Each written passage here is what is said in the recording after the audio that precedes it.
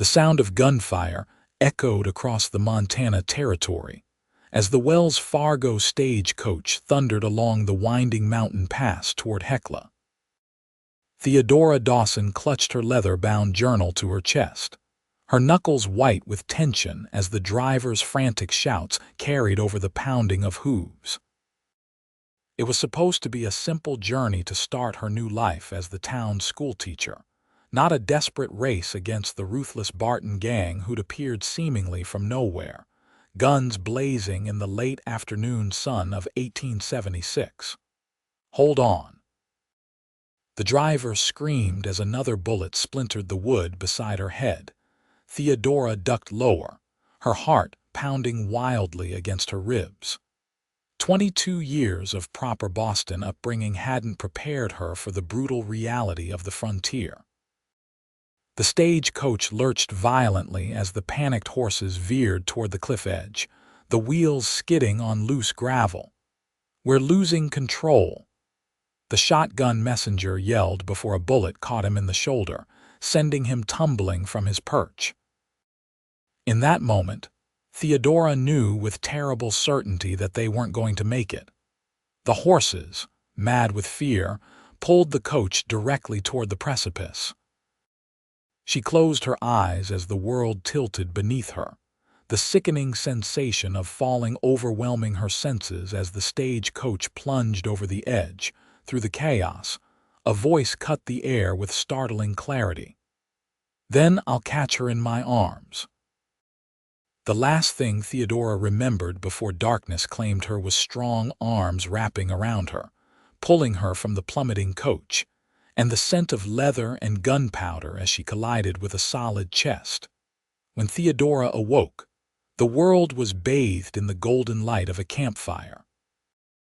Pain pulsed through her body as she attempted to sit up, gasping as her ribs protested the movement.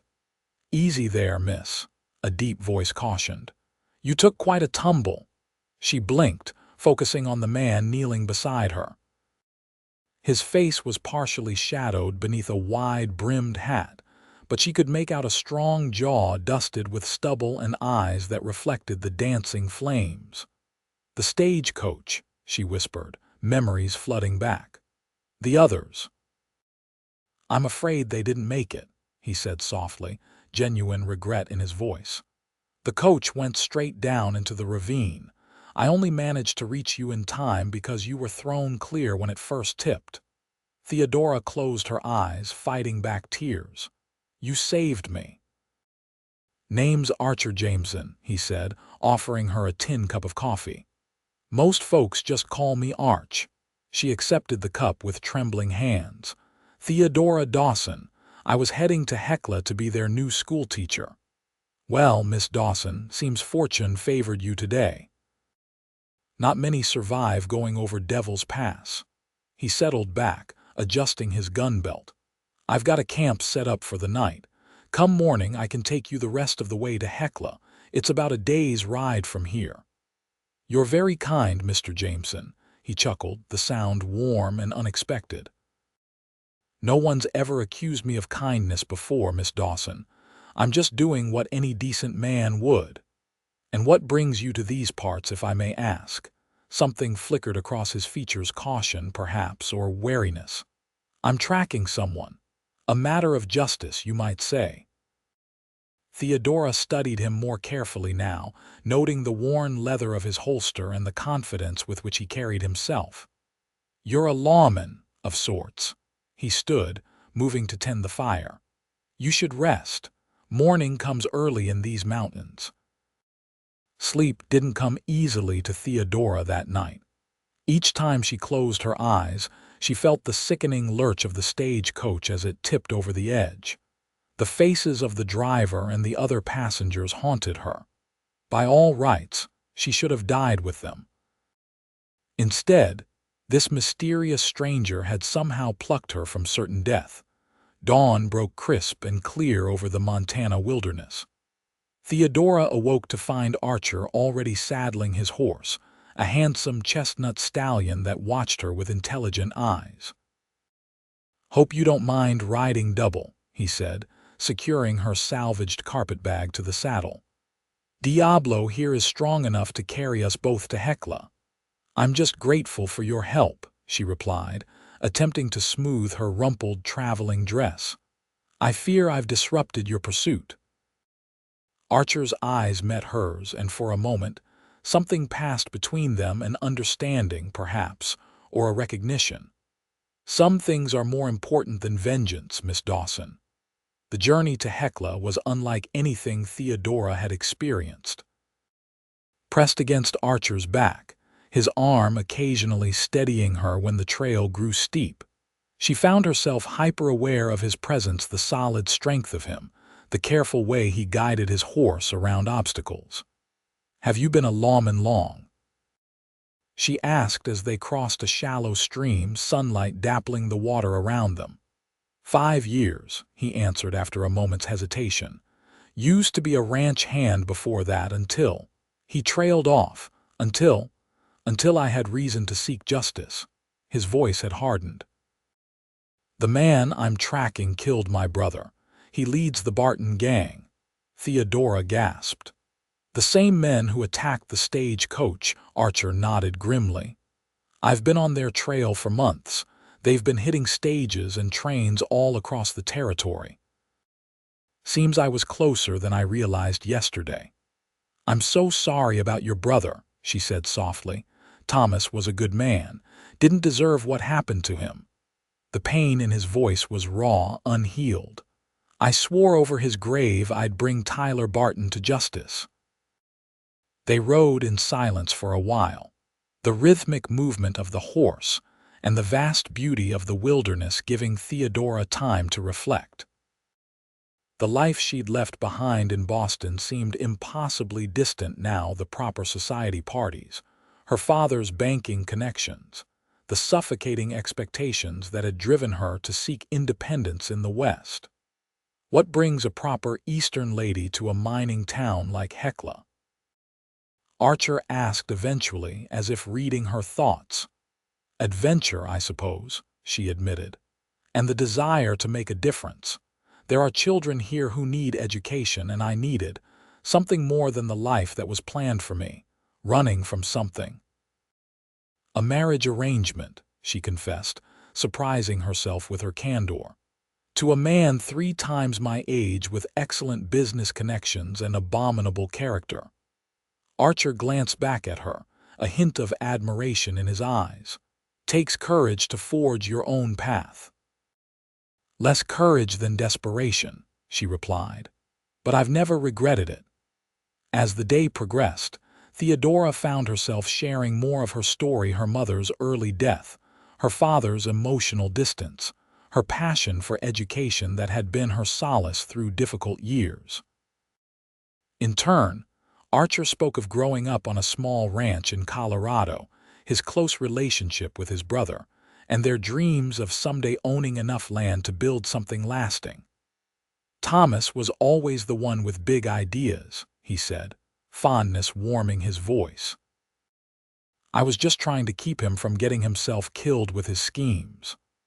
A shadow crossed his face. "Until I couldn't." By late afternoon, they crested a ridge, and Hecla came into view, a collection of wooden buildings nestled in a valley, with the silver mine visible on the adjacent hillside. Smoke rose from chimneys, and even from this distance, Theodora could see people moving about the main street. "Your new home," Archer said, pausing to let her take in the view. Something tightened in Theodora's chest, anticipation mingled with an unexpected reluctance. The thought of parting ways with this man who'd saved her life stirred emotions she wasn't prepared for. "Will you be continuing your pursuit once you've delivered me safely?" she asked, trying to keep her voice casual. "That's the plan." He clicked his tongue, urging the horse forward down the slope. "Barton won't escape justice forever."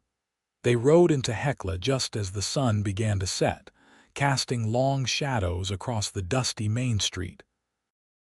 Heads turned as they passed. Newcomers were always a source of curiosity in small frontier towns, and a beautiful woman arriving on the same horse as a rugged stranger was certain to set tongues wagging. Mayor William Patterson was waiting at the schoolhouse, a worried frown creasing his face. "Miss Dawson, we'd nearly given up hope when we heard about the stagecoach attack. As you can see, I was fortunate," Theodora replied, accepting Archer's help to dismount. Her legs felt strangely unsteady after the long ride. The mayor eyed Archer with undisguised suspicion. "And you are, sir?" "Just passing through," Archer answered, tipping his hat. "Happened to be in the right place when the stage went over." "Then the town owes you a debt of gratitude," Patterson said, though wariness remained in his expression. "Miss Dawson's arrival has been eagerly anticipated. Our children have been without proper schooling for nearly a year." Theodora felt a pang of loss as she realized this was goodbye. "Mr. Jameson saved my life, Mayor. I wouldn't be here if not for his courage." Archer shifted uncomfortably under the praise. "Just did what needed doing." He handed her carpet bag to her, their fingers brushing momentarily. "I should find the sheriff, see if he has any information on Barton's whereabouts." "Of course," she said, fighting to keep disappointment from her voice. "Thank you again, Mr. Jameson, for everything." He held her gaze for a long moment, something unspoken passing between them. "Take care of yourself, Miss Dawson." Then he was gone, leading his horse toward the sheriff's office, his broad shoulders straight and determined. Theodora watched him go, wondering why she felt as though something precious was slipping away.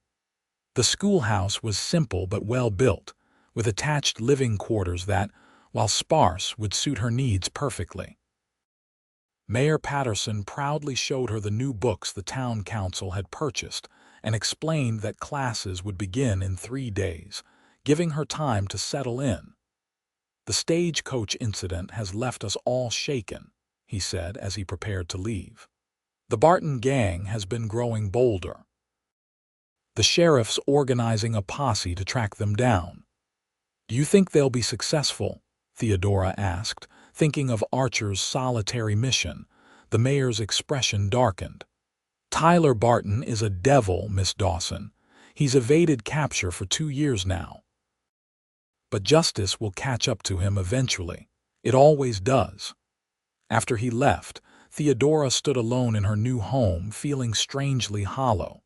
She should have been excited, preparing for the challenge ahead. Instead, her thoughts kept returning to the man who'd held her safe as they rode through the wilderness. The man who'd pulled her from a falling stagecoach with the simple, powerful declaration that he would catch her. The next morning brought a flurry of activity as the townspeople came to welcome her. Theodora found herself shaking hands with miners' wives, storekeepers, and families eager to introduce their children to the new teacher. By midday, her small quarters were filled with welcome gifts: home-baked bread, preserves, a handmade quilt, and even a small vase of wildflowers from a shy girl named Emma. There was no sign of Archer. According to town gossip, he joined the posse that had ridden out at first light, following fresh information about the Barton gang's whereabouts. "That stranger's got a personal stake in catching Barton," Mrs. Henderson, the general store owner's wife, told her as she helped Theodora arrange her classroom. "Sheriff says he's been tracking them clear from Colorado, something about his brother being killed." "Yes, he mentioned that," Theodora said softly, arranging primers on the small desks. Mrs. Henderson gave her a knowing look. "He's quite handsome, isn't he, in that dangerous sort of way?" Theodora felt her cheeks warm. "He saved my life. I'm merely grateful." "Of course, dear," the older woman said with a smile that suggested she didn't believe that for a moment. 3 days passed in a whirlwind of preparation and introductions. Theodora threw herself into organizing her classroom and creating lesson plans, trying not to think about the posse or the dangers they might be facing. Her first day of teaching went well. the children proving eager to learn despite their varied backgrounds and educational levels.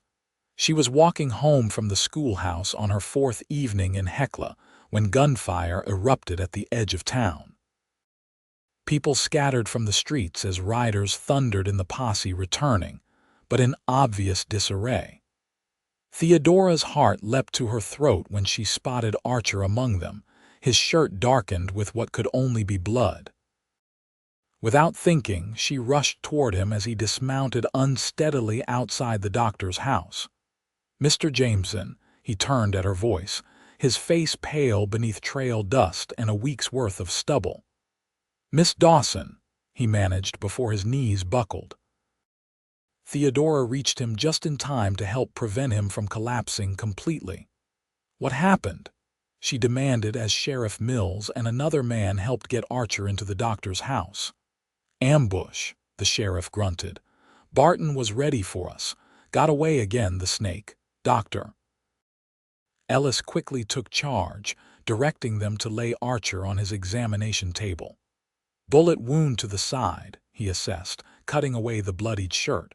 "Missed anything vital from the looks of it, but he's lost a fair amount of blood. Will he be all right?" Theodora asked, unable to tear her eyes from Archer's face. Even in pain, he maintained a stoic expression that tugged at something deep within her. "If infection doesn't set in, he'll recover," Dr. Ellis said. "Now step back and let me work, Miss Dawson." The sheriff gently guided her to the waiting area. "He saved 2 of our men during the ambush, pulled them to cover when Barton's gang had us pinned down." He shook his head admiringly. "Never seen a man so determined or so reckless." "He's seeking justice for his brother," Theodora said. "Vengeance is more like it," the sheriff corrected grimly. "And vengeance has a way of getting men killed." It was nearly midnight when Dr. Ellis emerged from the examination room, wiping his hands on a cloth. "He's asking for you," he told Theodora, surprising her. "Stubborn as a mule, that one. Wouldn't rest until I promised to send you in." Archer lay on the doctor's cot, his torso wrapped in clean bandages. He looked younger somehow, vulnerable in a way she hadn't seen before. His eyes, however, remained as intense as ever when they fixed on her. "You're supposed to be resting," she chided gently, taking the chair beside him. "Never been good at following orders," he replied, his voice roughened by pain. "Wanted to make sure you were settling in all right." Theodora smiled despite herself. "I believe I should be the one concerned about your welfare, Mr. Jameson. You're the one who's been shot. Just a scratch." His attempt at nonchalance was undermined when he winced, shifting position. "Barton got away again, had us right where he wanted us."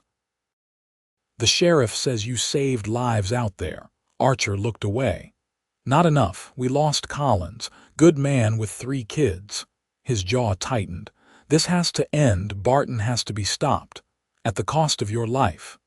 The words came out more sharply than she'd intended. His gaze returned to her, something unreadable in his expression. "You've known me 3 days, Miss Dawson. Why should my fate concern you?" The question hung between them, demanding an honesty Theodora wasn't certain she was ready to face. "You saved my life," she said finally. "I wouldn't wish to see it wasted in a futile pursuit of revenge." "Not revenge," he corrected. "Justice. Is there truly a difference when it consumes you so completely?" He had no answer for that, and shortly after, Dr. Ellis returned to insist he rest. Theodora left reluctantly, promising to return the following day. True to her word, she visited after school, bringing a basket of food prepared by her students' mothers who had heard of Archer's heroism. She found him sitting up, arguing with the doctor about when he could leave. "Not for at least 3 more days," Dr. Ellis was saying firmly. "That wound needs time to heal, or you'll tear it open again at the first sign of trouble, which you seem to attract like flies to honey." Archer's scowl melted away when he spotted Theodora. "Brought reinforcements, Doc." If Miss Dawson can talk sense into you, I'll consider it a medical miracle," the doctor retorted before leaving them alone. Over the next week, Theodora visited daily. They talked for hours about her students, about his travels across the frontier, about books they'd read and places they'd seen. She brought him newspapers and read to him when restlessness made him agitated. In return, he told her stories of the West that no Boston finishing school could have prepared her for, tales of buffalo hunts and Indian peace councils, of cattle drives and mining rushes. What began as duty gradually transformed into something she could no longer deny was deeper attachment. Archer Jameson was unlike any man she'd ever known, direct, sometimes harsh in his assessments, but possessed of an unwavering moral compass and unexpected gentleness. "Why did you really come west?" he asked her one evening as sunset painted the small room in shades of gold. The truth this time. Theodora studied her hands. "My father was arranging my marriage to his business partner, a man of 60 with a reputation for cruelty toward his previous wives. When I refused, he gave me an ultimatum: accept the match or be disowned." She looked up, meeting Archer's intent gaze. "I chose freedom." "Brave choice." "Terrifying choice," she corrected. "But I couldn't live that life, not when I knew there was a whole world beyond Boston's drawing rooms." "And now, are you happy with your decision?" The question was weighted with something unspoken. "Yes," she answered softly. "More than I could have imagined. 10 days after the ambush, Doctor." Ellis reluctantly declared Archer fit enough to leave his care, with strict instructions against any strenuous activity.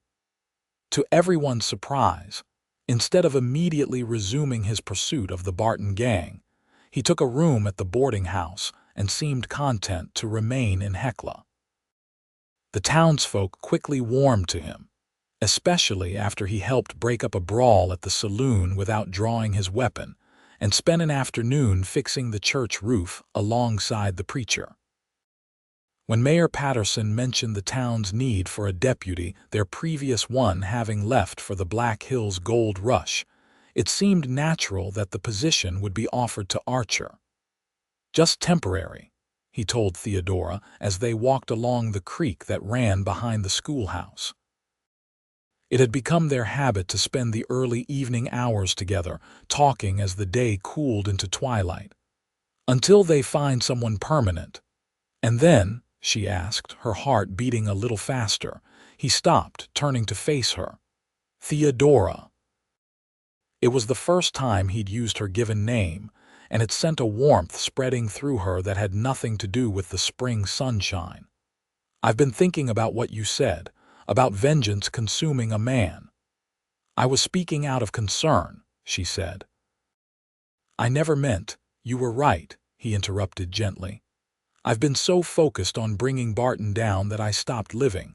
Thomas wouldn't have wanted that for me." Hope blossomed in her chest, cautious but undeniable. "What are you saying?"